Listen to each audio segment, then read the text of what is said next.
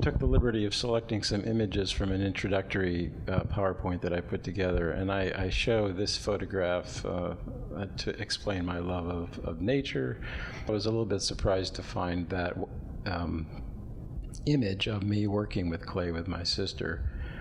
Following college, where I took some clay courses but wasn't an art major, I built a studio in that little 10 by 16 foot chicken house, built a wood-fired kiln on the same property of a friend. And it wasn't so much because I knew something about wood firing, which many of us know something about these days, but I just didn't have enough money to pay the down payment on the propane tank. And so Marvin Bartell said, well, you know, you could heat a kiln with wood.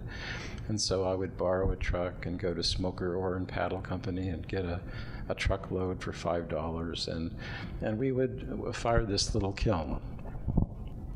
I include this because I realized at a stage that this was more than a hobby. It was somewhat of a driven passion. In order for me to actually fire and make pots, I needed to go to Goshen College and rent the mixer and rent a truck. So I could go down in the basement, mix clay, buy it from the college, take it up in the truck, and drive it from Goshen to Elkhart, where I carried it down in my basement. And then I would make pots, and when they were dry, I would carry them upstairs and across the backyard to the garage where the bisque kiln was. Then I would carry them back across the yard into the basement where I would glaze them. Then I would go borrow a van and put all the pots in the van and drive very, very carefully from Elkhart to Goshen to the kiln site. You know, it's about as convoluted and about as difficult a way of doing it. And I think when I woke up one day, maybe even I had to see that picture to make me realize how silly it was to be doing that way, and wondered if I really couldn't perhaps do this full time, and I made a commitment to do that. We did. And the first building I moved into was this building on North 2nd Street. The Swartz and Druber Hardwood Creation second Goshen studio was in there. They were building furniture.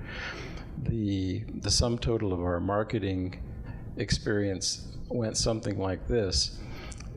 If people come into this hardwood furniture factory and they see $3,000 roll-top desks and $300 chairs, if they make their way to the back and find a $30 casserole, they might say, well, I'll take 2 of them. So that was the beginning of thinking of putting some producing artists together in the same space. And I remember in that space, one holiday open house we had together when we invited some friends, artist friends, and we said, wouldn't it be interesting if we had a covey of producing artists and craftsmen? And that image always has stuck with me, you know, a bunch of quail with their butts together, looking out, kind of looking out for each other. And so that was part of the dream. Next, please. This is a couple of views inside. You can keep going.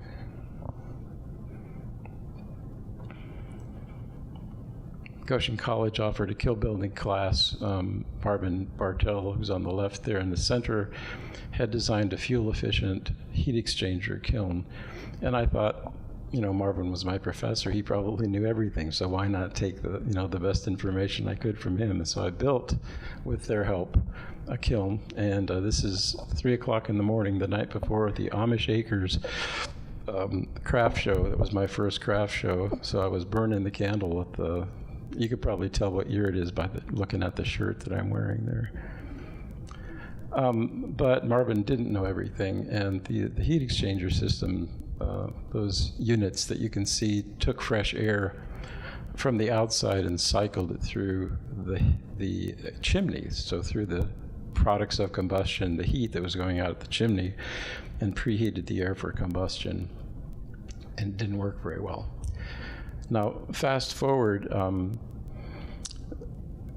Goshen City and County were in a mood to do some expansive work.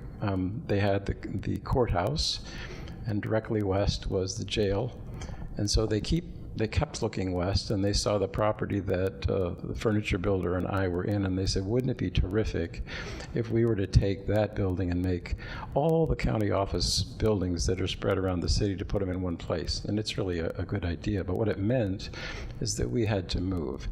And the site was taken in a condemnation, in a right of eminent domain, and we had 60 days to vacate the building. And so very quickly the building looked like this, and after looking at 13 buildings around town with Schwarzenegger's, and myself looking at some buildings and he looking at some buildings and thinking about perhaps going our own ways, and both of us wondering if maybe the best thing was just to quit, we ended up moving to what's now the old bag factory.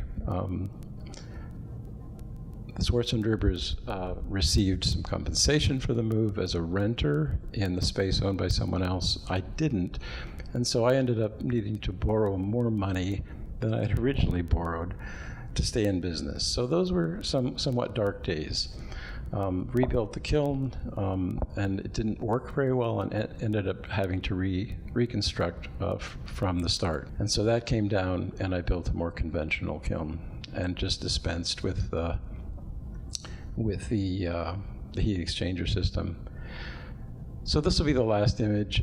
I show this because when we think about the intersection of community and artists, I think this tells my story as well as any single image might.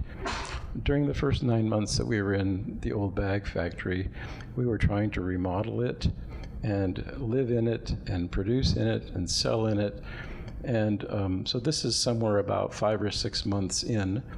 At this point, I still had only one hot electrical outlet, and it's on that post there. So we ran lots of extension cords.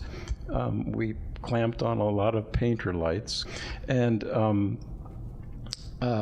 my showroom were those carts covered with plastic, and when people would come to shop, we'd give them a flashlight, and they would lift the plastic and they'd shop by flashlight.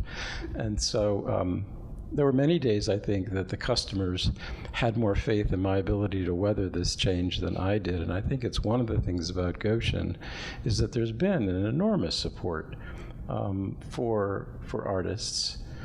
And we'll talk a bit about the history of why Goshen is such a place. I'd like to anyway in a bit. But this reminds me that I've been supported from the very beginning by really gracious customers who were interested in my success.